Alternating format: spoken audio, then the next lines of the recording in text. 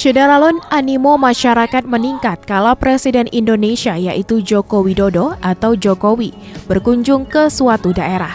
Banyak masyarakat yang berbondong-bondong ingin meminta foto atau sekedar berjabat tangan dengan orang nomor satu di Indonesia itu, seperti yang terjadi pada wanita satu ini.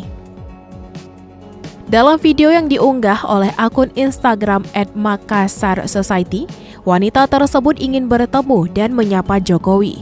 Namun wanita tersebut dihadang oleh Pas Pampres yang sedang bertugas.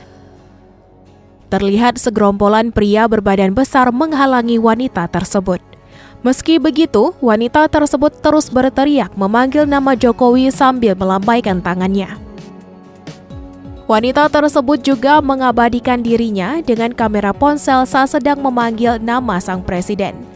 Akan tetapi, karena situasi semakin keos, warga saling dorong-dorongan untuk bisa melihat sosok Jokowi yang ada di depan matanya.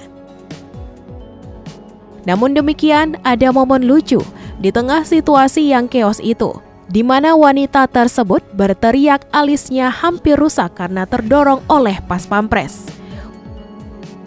Wanita tersebut berteriak, "Awas om, alisku!" Sontak momen itu membuat para warganet tertawa. Mereka terhibur dengan aksi wanita tersebut.